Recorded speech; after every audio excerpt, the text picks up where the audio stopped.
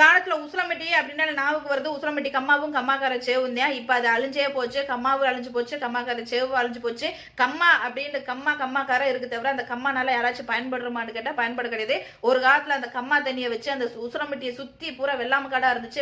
வெள்ளாம பண்ணி செல்வ செழிப்பா வாழ்ந்துட்டு இருந்தாங்க. இப்ப அந்த வெள்ளாம காடு எல்லாமே விலை நிலமா போயிடுச்சு. வீடு கட்டி விற்பனைக்கு போயிட்டாங்க. விற்பனை நிலமாக்கி வீடு கட்டி வாழ ஆரம்பிச்சிட்டாங்க. முழுக்க முழுக்க அந்த கம்மாவை பூரா பொதுமக்களும் மறந்துட்டாங்க, அரசியல்வாதி மறந்துட்டாங்க. அரசியல்வாதி எப்ப இந்த கம்மா பேச்சு இந்த 58 கால்வா திட்டத்தை பத்தி எப்ப பேசுவாங்கடா? தேர்தல் நேரத்தில் மட்டும்தான் அரசியல்வாதிகள் அதிமுக திமுக எல்லாம் இந்த 58 கால்வா திட்டத்தை பத்தி பேசுவாங்க. ஆட்சி வந்த பிறகும் நம்ம ஜெயிச்ச பிறகு அந்த உசிலம்பட்டி தொகுதியில் ஜெயிச்ச பிறகு அந்த தொகுதியில யார் ஜெயிச்சாங்க, யார் எந்த ஆட்சிக்காரங்க ஜெயிச்சாங்கன்னு நமக்கு தெரியாது. அவங்க வாக்குறுதி கொடுத்தாங்களா, அது என்ன நிறைவேற்றினாங்கன்னு அது நம்ம பொதுமக்களும் அதை கேள்வி கேட்க மாட்டோம், மறந்துடுவோம்.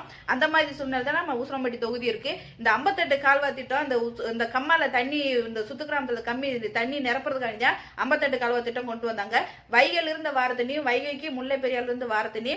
எந்த மாதிரி ஒரு அரசியல் தமிழ்நாடுல இருக்கிற அரசியல்வாதி நம்ம பண்றாங்கன்னா, வைகையில தண்ணி இருக்கு திறந்து விட்டாதே 58 கால்வா திட்டத்துக்கு வரும். வைகைக்கு முல்லை பெரியார்ல இருந்து திறந்து விட்டாதே வரும். அந்த முல்லை பெரியார்ல கேரளா அரசு எப்ப திறந்து விட்டா, கேரளால அதிகப்படியான மழை பெஞ்சு அங்க தண்ணி சேமிச்சு வைக்க மாட்டாப்புல. இதுக்கு மேல சேமிச்சு வச்சா கேரளா அழிஞ்சுன்னு ஒரு சூழ்நிலை தான் வைகையில திறந்து விடுறாங்க. வைகையில திறந்து விடுற தண்ணி முறைப்படி 58 கால்வால திறந்து விடுறாங்கன்னு கேட்டா திறந்து விட கிடையாது. கண்டமானிக்கு விவசாய நிலையத்திலே வீடு பகுதியில் தான் போய் இப்ப கூட சமீப காலத்துல வைகை எண்ணெய் பெருகி அந்த தேனியை சுத்தி இருக்கிற கிராமம் வெள்ளாம காடு எல்லாம் அழிஞ்சு போச்சு. எல்லாரும் கண்ணால பார்த்து சூழ்நிலை.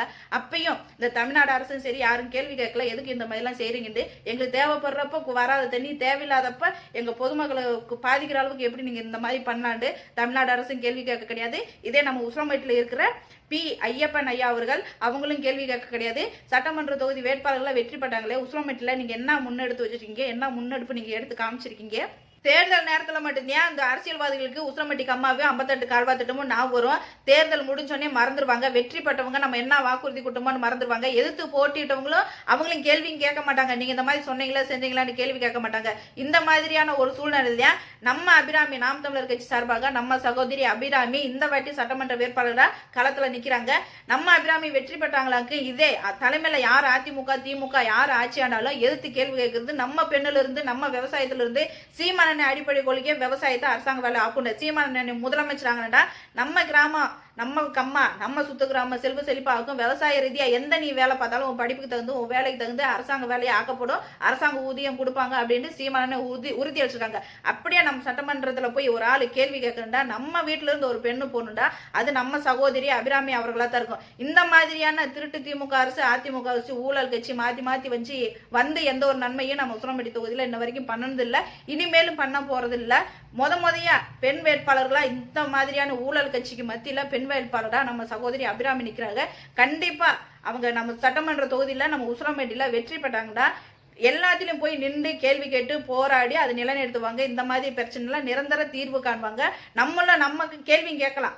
கேள்வி கேட்கிற இடத்துல தான் நம்ம சீமான பிள்ளைகளை உருவாக்கி வச்சிருக்காங்க. ஓடி ஒளிர்ற மாதிரியும் ஓட்டு காசு கொடுக்குற மாதிரியும் இலவச பொருள் கொடுத்து ஆட்சிக்கு வந்த பிறகு வெற்றி பெற்ற பிறகு ஓடி ஒளிர்ற மாதிரி பிள்ளைகளை சீமான நிறுத்தல. கண்டிப்பா நம்ம சகோதரிக்கு வாய்ப்பு அளிப்போம், ஓட்டு அளிப்போம். நிரந்தர வெற்றியை நிரந்தர தீர்வை நம்ம உசிலம்பட்டி தொகுதியில பார்ப்போம்.